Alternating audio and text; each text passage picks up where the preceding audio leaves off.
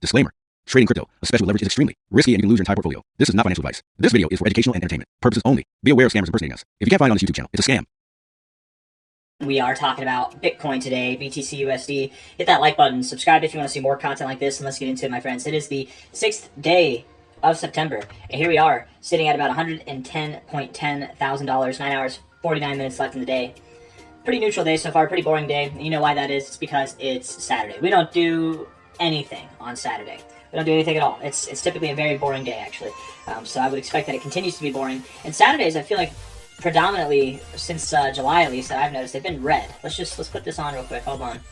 Is it this one? I think it's this one. Yeah, stick with lines. Let's get it on Saturday. Saturday right here. We'll start off with a green Saturday. Oh, no, it's a red Saturday. Never mind. Okay, Saturday to Saturday here. If you notice, right, red, red, green, red, red, red, red, green, probably red. Probably going to be red, probably. If we go back further than that, I'm pretty sure that most of them have been red as well. But just neutral also. If you notice, like, a lot of these aren't even that big of days. Like, this was the biggest day you had here, and that was 1.2% to the downside. But that was also after a very big volatile day to the upside. So I don't expect, I mean, we did have a pretty big volatile day yesterday, but I don't expect today to be too detrimental. Let's look at the short-term stuff, and then we'll zoom back out to the daily time frame. Okay, 1 hour time frame here. Seriously, man, like, the fact that the last Saturday was green, and we're green on this Saturday already, if you go short right now, and you just have, like, tight take profit areas, you'll probably do all right. Not financial advice, not a financial advisor, but I would assume that we're moving down. 1 hour time frame here, looking at the RSI. It's actually kind of bullish, not gonna lie. You know, you're getting overbought and you're not getting oversold, bouncing off the 40. But it's like, why aren't you getting above the 50? Why are you living below the 50? Why are you doing this? It's not bearish though. Higher lows, flat top. I'm not bearish on that. So maybe we move up, maybe. But if you keep rejecting the 50, if you get below that 40, and really maybe even if you just break below this higher low kind of trend, that'll tell you all you need to know. Typically, you do range between the 40 and the 60 until you pick a direction. So the fact that you're hitting the 40 but not breaking the 50, that makes me a little bit skeptical. But I would say, if anything, it looks more positive here than it does negative, but neutral. Stochastics, if we close here or lower, we've got 47 minutes left in this 1 hour time frame, so there's a lot of time to go. If we close here or lower in this 1 hour time frame, which is looking kind of off to a bearish start at the moment, that would reject the 50, and that's not a positive look in itself. The MACD overall is bearish, but he did just cross green, though I'm not impressed. Overall, I'm getting very neutral readings on the 1 hour time frame, and that's fair because today has been very neutral, so that's fair. If I had to guess, I'm still sticking with the downside, not because it's Saturday, but just because I feel an overall kind of air of bearishness in the room. The stochastics to me are kind of suggestive that we go lower. The RSI is just not impressive enough, and neither is the MACD, so I'm going to stick with the idea that we go down. Right? Most of these bigger candles on the price action are to the downside, not to the upside. That doesn't mean that we have to go down, but you know, whenever it was the other way around, when the bigger candles were to the upside, not the downside, well, we did move up. Just kind of something that you look for sometimes. 4 hour time frame here, if we're looking at this, it almost looks like a diamond top, doesn't it, in this relative range here? Like you've got this little diamond right there. Maybe it is.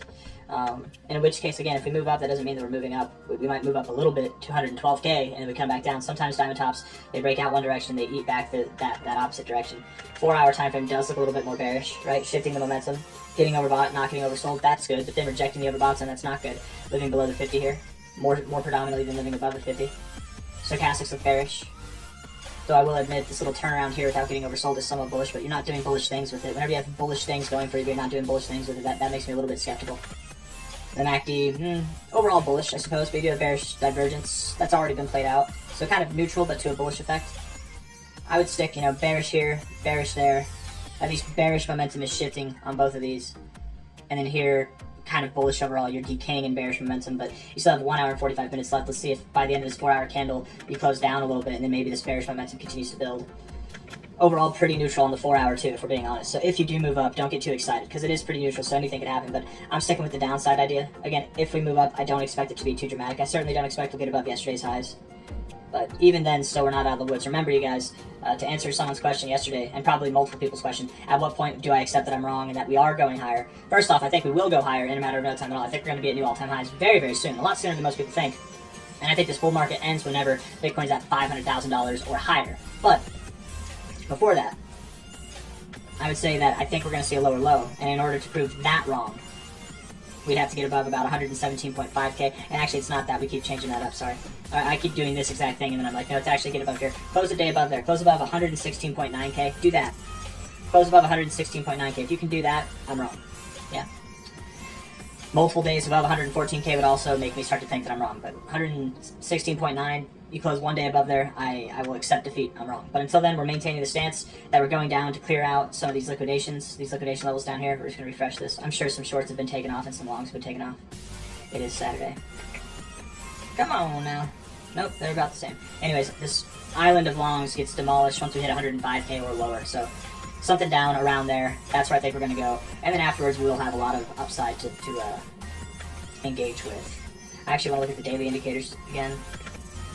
Rejected the 50 area. Today's green for now, but we're not that green at all. We're up 0.25%. So and again, Saturdays normally do close red, so that would be bearish. Stochastics would come down a little bit. That would be bearish as well. Right now they're crossed up, which is kind of nice, but you're in this area that you found resistance. If today closes red at all, that won't be crossed up. It'll be crossed down, so that's bearish. And then perhaps the MACD won't be having a green pip up either, which would also be bearish. But we'll see. Time will tell. We can have green pips sometimes that don't mean anything, right? It just promotes a lower low inevitably.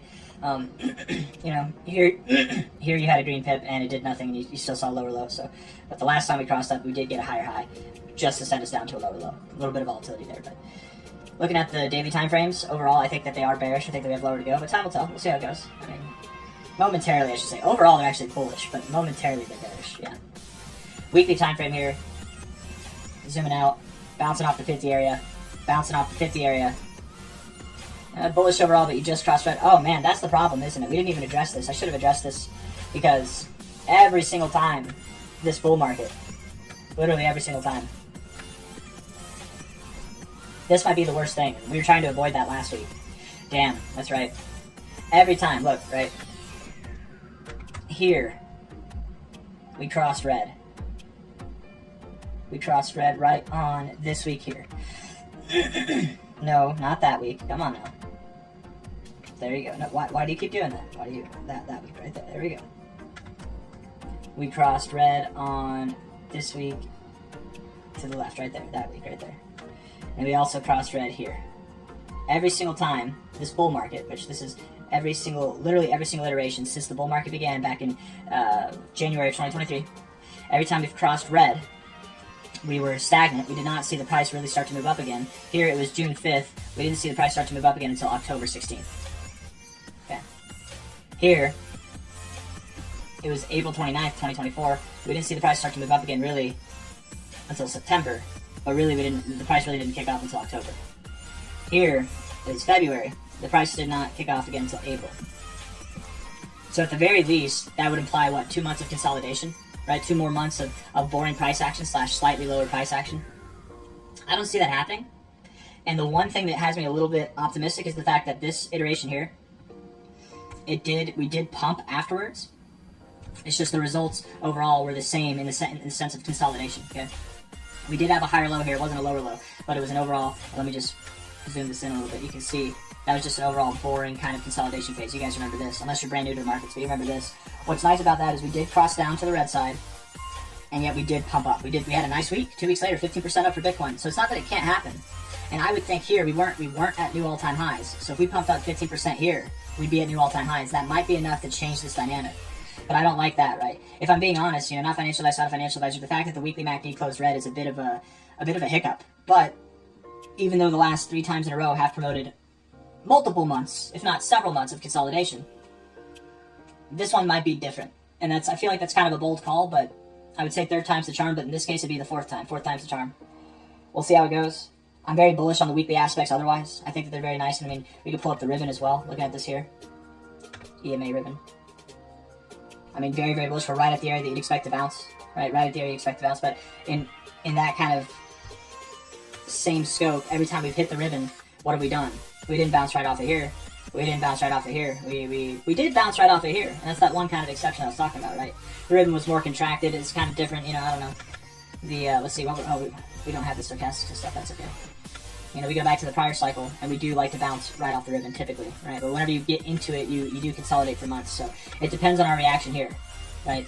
I would say at most next week could go into the ribbon a little bit, but if we close a week sizably into the ribbon, that might also promote the idea that we're going to consolidate for a couple months, which is just weird, right? Are we going to consolidate until November? Is September going to be neutral and bearish? Is October going to be neutral and bearish? And August is going to be neutral and bearish too? That just doesn't sound right. But just because it doesn't sound right doesn't mean it has to happen. Or it doesn't mean that it can't happen. Anyways, just some stuff to think about.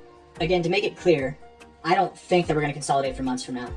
I think that this consolidation phase is going to be shorter. Again, you know, another thing to kind of contest that, if we look at this here, these Binance USDT margin borrow interest rates, they tend to spike very high, very, very high when we go in these multi-months, right? This is that multi-month consolidation from March until September.